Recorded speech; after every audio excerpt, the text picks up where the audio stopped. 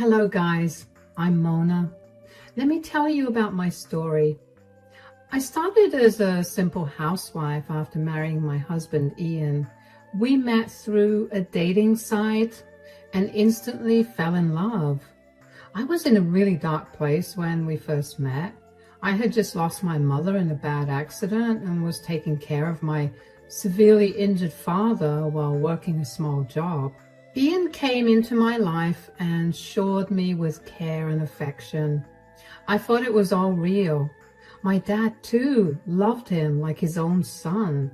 None of us knew back then that Ian would turn out to be a horrible man. The incident that I'll talk about happened much after my father passed away. Ian and I had already gotten married by then. Ian was working a decent job but also trying to establish his own business. His father, Jeremy, also had a business, but Ian never wanted to be a part of it. It was Ian's dream to have $1 million business that he would completely build from scratch. My father actually helped him out with a lot of money so that he could start his own company.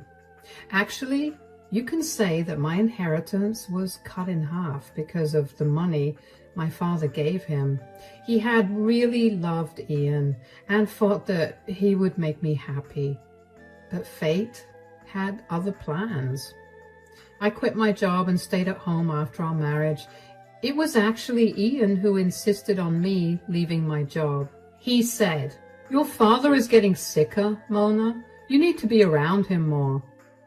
"I don't know how I'll handle everything, Ian. I have to go to work, take care of our home and take care of my father as well. It's honestly draining me." "Why don't you just quit your job? I can support us." "Really? You would do that? Won't that be a problem?" "No, Mona, it won't be a problem. My father-in-law is helping me build my own business. The least I can do is to make sure he gets to spend as much time with you as possible." Back then, Ian's sweet gesture had warmed my heart. We had multiple discussions and in the end agreed that it would be okay if I left my job. It allowed me to have more time with my father and I'm still grateful for that. But I had failed to realize that Ian wasn't the man I thought he was. He changed into a different man after my father died. He started to yell at me for small things and didn't even show affection anymore. I was already drowning in sorrow and he was of no help. Back then, I thought that all the stress was from Ian trying to establish his business. He was quite close to launching it after my father died, so I blamed it all on work pressure. Instead of relying on him for comfort, I decided to do something nice for him. On the day of his office inauguration, I decided to throw him a party. He didn't want me at the office inauguration, so I decided to just have a surprise party at home to show him how proud I was of him for working so hard. Guys, I had meticulously planned this party and did my level best to surprise my husband. He was busy preparing to launch this business and I wanted to reward him for that. I had noticed that he had become a little distant from me, but I chalked it up to him being busy with the business, so I ignored that red flag and happily went on to make a huge arrangement for a surprise party. I invited all our close friends and family members. I personally went to several vendors to get the best supplies for everyone. I put in a lot of effort and wanted to do something special for my husband. I sometimes wish I wouldn't have wasted my time like that. I did manage to arrange a grand party, but I never expected to be turned into a fool on that very day. On the day of the party and office inauguration, I told my husband that he needed to come home soon. He was very irritated and didn't even want to talk to me. I did my job and worked around the house quietly while he got ready to go to work. When he was almost done with breakfast, I said, "Honey, you need to come home early today. Please come home as soon as the office inauguration is done." "I don't have lots of free time to come home early, Mona. I have things to do and a business to run." "I know that, Ian. You're working very hard and I can see that. You know I won't ask you for anything unreasonable. Well, you're being unreasonable right now. I am a busy man, so you can't just expect me to come home whenever you demand. It's just one day, Ian. Can't you do this for me? It's inauguration day anyway, so you won't have a lot of work. You are asking me to sacrifice my work to come home early for you? Have you ever stopped to think about what puts food on your plate? No. Why would you care? You are just a housewife. I guess it's wrong for me to expect you to care when all you can do is make demands. I'm not demanding anything, Ian. It's a simple request. I never ask you to sacrifice work for me. It's something important. That's why I'm asking you to come home early. Fine, I will come early. Now, can you please shut up and let me have my breakfast in peace? You don't have anything to do, but I will be slaving my butt off at work. At least let me eat in some silence. Ian seemed even more irritated than before when I started to talk. His tone was extremely bad and his mood wasn't all that great either. The way he spoke to me and dismissed me really hurt my feelings. He even gave me a little lecture about how I don't know what he goes through because I was a housewife. It was demeaning, but I let it go. I had a habit of letting things go because I was in love with my husband. I didn't want to lose him, so I kept my head down and did whatever he wanted me to do. I'm sure any woman in my shoes would have been extremely offended and even started a fight with their husband that morning. Now that I think back on it, I definitely should have fought with him. At least that way, I wouldn't have been a complete doormat to him. But what I did that morning was shut my mouth and let my husband have his breakfast in peace. I did exactly what he wanted. He was already in a bad mood and I didn't want to make him any angrier. Ian ate in silence and left in silence as well. I didn't bother him anymore.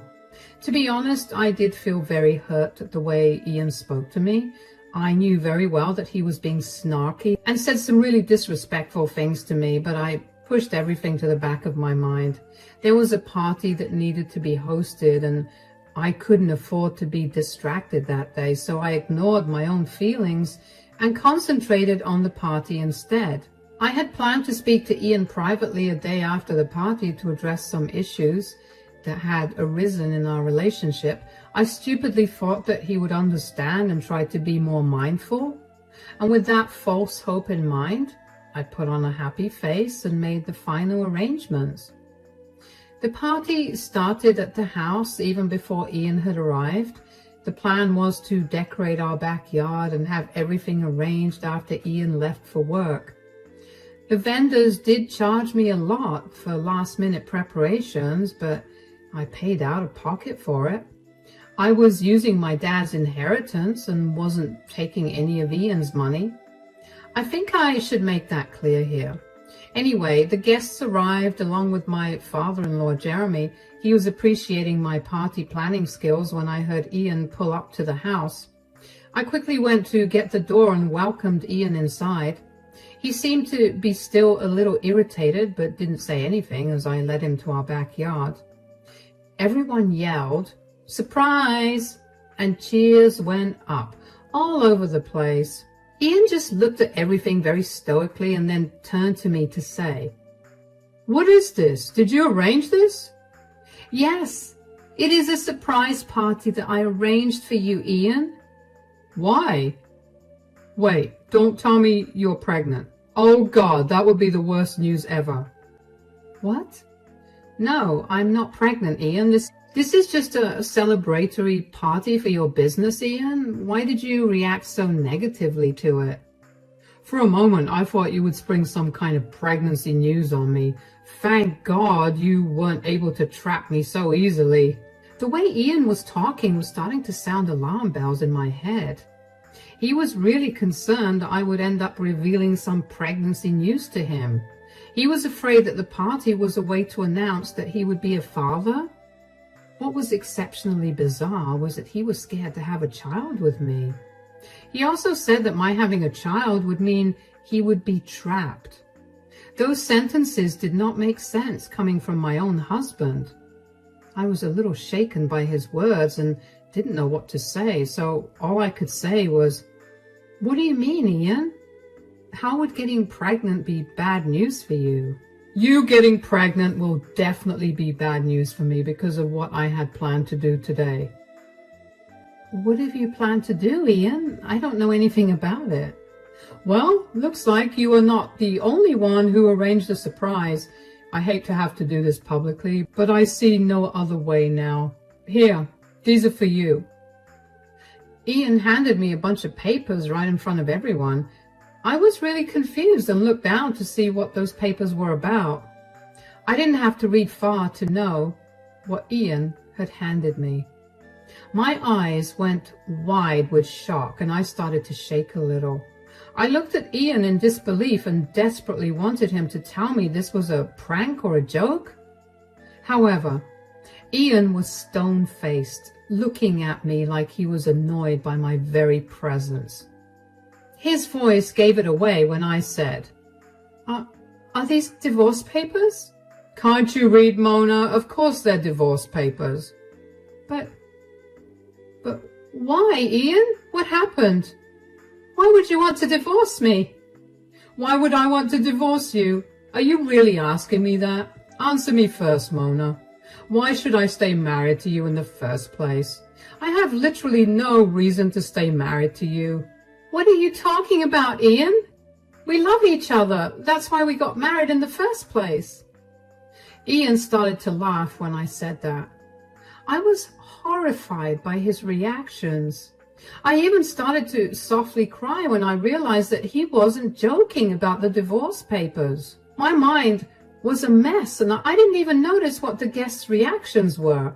I was pretty sure that they were as surprised and confused as I was. They looked on while Ian laughed and continued to say, "Get off your high horse, Mona. Why do you think I still love you? I never loved you to begin with." "What? You never loved me?" "No, I never loved you. My biggest mistake was getting into a relationship with you." "Then why? Why did you marry me?" "Well, I wanted to break up with you, but I couldn't. Your father promised to invest in my business, and I knew he would have backed away if I'd broken your heart." So you used me for money? All this was for money? Did you never really love me, Ian?"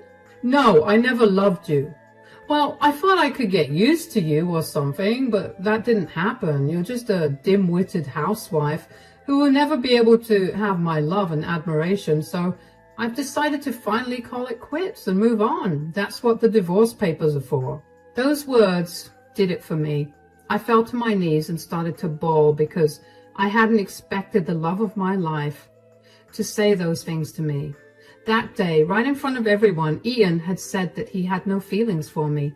He had just married me for money and regretted being with me in the first place. He had literally given me the impression that he was a loving and caring man. That day, I saw a very different side of him. He was nothing short of a monster. Ian was a cold, calculating, evil man who had nothing but greed in his heart. And I had wasted 5 years of my life on a man like that. My heart broke so badly that I could barely hold back my tears. Right in front of everyone, I cried my eyes out while my friends rushed in to calm me down. I was in such a bad state I couldn't even speak, but I did hear my father-in-law take a stand for me. I heard him say, "Are you insane, Ian? What on earth are you talking about?" "I only told the truth, Dad. It's too bad Mona can't handle reality. I'm done pretending I love and adore my wife. She's nothing but a useless woman." "I didn't raise you to treat women like that, Ian. You have really crossed your limit and said some horrible stuff about Mona. This is unacceptable.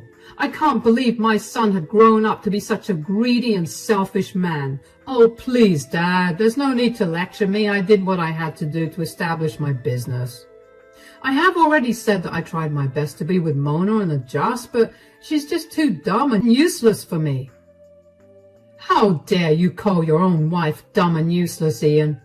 Have you forgotten what she had done for you? She literally took care of you for 5 years, and now you are saying that she's just useless?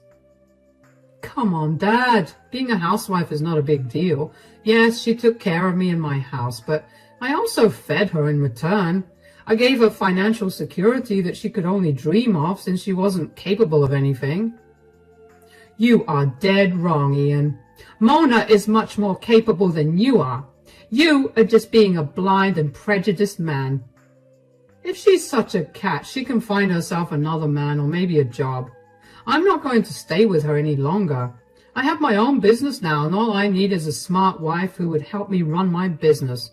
A girl like her is only good for middle-class people with 9-to-5 jobs. Jeremy and Ian had a huge fight, and they argued for quite a while. Things got pretty heated between them, and people had to step in and separate them. Though my guests helped break up the fight between Jeremy and Ian, they were on my side. Most of our guests were vocally telling Ian that this was a bad idea and that he was making a huge mistake. A lot of my friends and even his own family members berated him for what he was doing. Ian remained stoic and only kept saying that he deserved someone better, and a businessman like him wouldn't be with a dumb woman like me. After what felt like ages, I got up from the ground and looked at Ian to say, "You really regret marrying me, don't you, Ian?" "Yes, I regret marrying you. But maybe it was a good thing because I wouldn't have your father's help otherwise." "So, I was only good for the money, wasn't I? You don't feel anything for me and think I'm a dim-witted woman." "That's right. You're just a housewife who's of no use to me anymore. Don't try to beg me to stay, Mona. It won't work on me." "Very well then, Ian. If that's what you think, I won't beg you to stay. You want a divorce, right? Fine. I'll give it to you. As long as your terms are fair, I won't fight the divorce." Ian seemed satisfied with my answer and said that he expected me to hire a lawyer and set up a meeting, saying that he simply retreated to the house and didn't even look back. He didn't care about the party I had set up. Maybe I was stupid for thinking that, but I had spent a lot of effort hosting the party. Ian cared nothing about it. All he wanted was to get away from me. He didn't like that his guests, including his own family and friends, were speaking against him, so he didn't even bother to stay. After he whirled around and left, I started to cry again. People came to my side and comforted me as long as they could. I requested them to have dinner before they left because I didn't want the food to go to waste. We actually sat down for dinner where everyone advocated for me and told me how they thought Ian was being a horrible man. Some of them even offered to talk to Ian and drill some sense into him. I politely declined. The dinner went on and Ian didn't even bother to show up. After everyone left, I simply went to the guest room to sleep. In the next few days, I moved out of the house and into a friend's place. The house was in Ian's name and he had inherited it from his grandfather before our marriage, so I had no claim to the place. I had to leave anyway, so I left as soon as I could. I didn't want to be around him anymore. He mostly ignored me, but every time I looked at him, I was reminded of his betrayal and his nasty attitude. So when my friend offered me her place until I got a job, I immediately took the chance and left. After I moved out, Jeremy wanted to speak to me one day. We met in the local cafe and talked. Jeremy said, "I'm sorry for what my son has done, Mona. I can't believe I raised a horrible man like that. I don't even know where I went wrong." "It's okay, Jeremy. There's no use blaming yourself. It's not your fault. This is all on Ian." "You're right, Mona. You know, when he introduced you to me and my wife, we were thrilled to know you. We knew you would make our son very happy." "Well, looks like I failed to do that, Jeremy. I let down both of you." "Don't be ridiculous, Mona. My wife would be turning in her grave if she saw how badly Ian treated you. You actually did a good job. Without your help and support, he wouldn't have been able to start his stupid business. Your contribution to his life is something he just can't appreciate. It's his loss, actually." I have accepted that my contribution means nothing to him, Jeremy. In his eyes, I'll always be a useless housewife. At that point, I had tears in my eyes again. I don't know why I cried for a nasty man like Ian. Maybe I was just crying for my own hurt self. You might think that I don't have any self-esteem, but that's not true. I knew I had been disrespected. Those tears were for my innocent self, who thought she could have a happy life with Ian. Seeing tears in my eyes again, Jeremy's face softened and he said, "Do you want me to speak to Ian again, Mona? I can do that, you know. Maybe I'll call some of his friends and family and make him see that he's wrong." "No, Jeremy, I really appreciate your help, but I don't want that. I can't forget what he said to me. Jeremy, I think it's better for me to move on." "So you're dead set on a divorce?" "Yes. This is the only way. I don't want to be shackled to a man who doesn't want me. I will figure out something for myself." "Well, I can help you with that, but you have to promise you won't deny help." "Do you really want to help me, Jeremy? What will you do?" "I've been doing some thinking, and I want you to come work for me." I was a little taken aback by what my father-in-law said. If I had heard him correctly, he was telling me that he would like me to come and work for him. Jeremy actually had his own business, so that's how he was able to offer me a job. But it was still absurd to me. I said, "You are offering me a job? But why?" "Because I see potential in you, Mona." "I still don't understand why, Jeremy. I'm just a housewife with very little experience in any field of work. Why would you want to hire me?" "As I said, Mona, I see a lot of potential in you. I know that you dropped out of college after your mom's death because you had a hard time coping with your grief." How did you know?" "Your father and I had become good friends, you know. He used to share everything with me. He really wanted you to go back to college and explore your skills. I think you should do that now.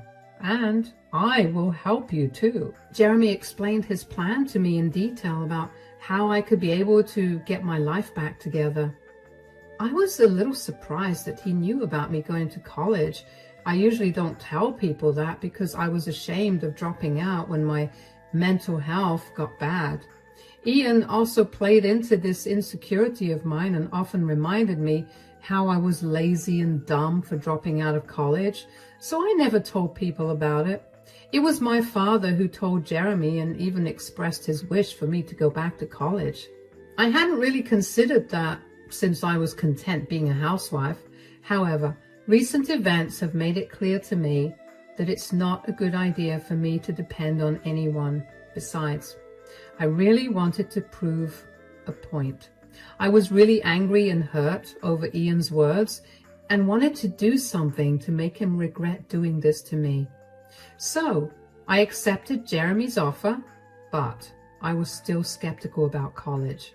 I said, "I don't know about college though, Jeremy. I don't have much money anyway. I'm pretty sure whatever I have left from my dad's inheritance will be gone to hire a lawyer. Then I would have to sustain myself till I get alimony." "Oh, you don't have to worry about that, Mona. You can join straight away, so you will be on a payroll soon. You can also take classes once the divorce has been finalized and Ian buys you out of the company." "But if you do that, you'll be going against your son, Jeremy. He might end up hating you and not speaking to you again." "Well, it'll be a good thing because I don't want to speak to him either. He has become a horrible person and my own morals wouldn't allow me to be in his company anymore. Our relationship pretty much ends here." I gave Jeremy some time to think about this. In fact, I needed some time to make a decision as well. In the end, we decided to go ahead with our plan. I started to work at Jeremy's company while also preparing for a divorce. Getting a divorce was fairly easy because it was a mutual divorce. Ian didn't put up a fight when I asked him for 50% of his company. He had plenty of money stashed away from his last job because he had been planning to leave me for a while. Since Ian's company was in its infancy, Ian thought it would be the best time to buy me out. He was confident that his business would make big profits, and when that happens, the money he spent on me wouldn't matter. Anyway, the divorce happened in the next 8 months. Ian and I didn't stay in contact. He did get to know about my new job in his dad's company. He had made a rude comment about how I can only get a job through charity and will always work under someone. The comment would later come to haunt him. 3 years passed and I start to slowly take over Jeremy's business. I went to college with the money I got from my divorce. After completing my degree in business studies, I started to take active control of Jeremy's company at his insistence. By then, he had been completely cut off from Ian, who didn't want him around anyway. I guess he was a little ashamed that his father ran a small business, and that's why he never wanted to take over his father's company in the first place. Anyway, he had really put a lot of time and money into his company, but it didn't quite work as he had planned. His company was sinking, and he was actually deep in debt. It was fairly public news. I knew about it, and I used that opportunity to show him how wrong he was about me. Ian and I ran into each other at a business conference. He was stunned to see me and said, "Hey, Mona, nice to see you after so long." "Hello, Ian. It really has been a long time since I've seen you." "I guess you're here to represent my dad's company?" "Well, it's actually my company as well. I own 50% of the company now. He's planning to retire soon and will be giving me the rest of his shares as a gift." "Oh, that's great news, Mona. I can't believe my dad's company has grown so much these past few years." "Yep. We have opened multiple stores across the state. We have major plans for expanding it further." "I see. You have done well for yourself, Mona. Everyone has been praising you, and even Dad tells everyone how much you have helped him to expand his company." "You can definitely say that, Ian. I remember how you called me a dim-witted housewife. I guess the tables have turned now, haven't they? What a twist of fate. Somehow your dumb ex-wife made it with your father's small business, but your business is on its last leg." Ian actually looked away in shame as I said that. When he approached me at the conference, his entire demeanor was different. Gone was his obnoxious attitude. Instead, he seemed excited to see me. Too bad it did nothing for me. I was just there to remind him of what he did to me and how wrong he was.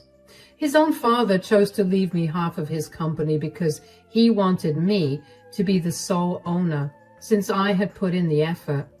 He didn't want to leave anything to his worthless son, who had looked down on his father's business. Ian, in his delusion, had not only lost a wife who loved him, but also his father who supported him. Now, the business he had dreamed about was failing as well, so he actually didn't have much to say when I confronted him again. He mumbled an apology and left in shame. After that night, Ian tried to get in touch with me. He wanted us to try again and help him recover his business from failing completely. I laughed at him and rejected both of his requests.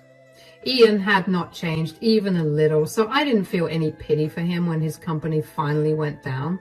Due to his poor management of finances, he was drowning in debt, and even with the sale of his company, he couldn't get out of it, so he had to file for bankruptcy in the end.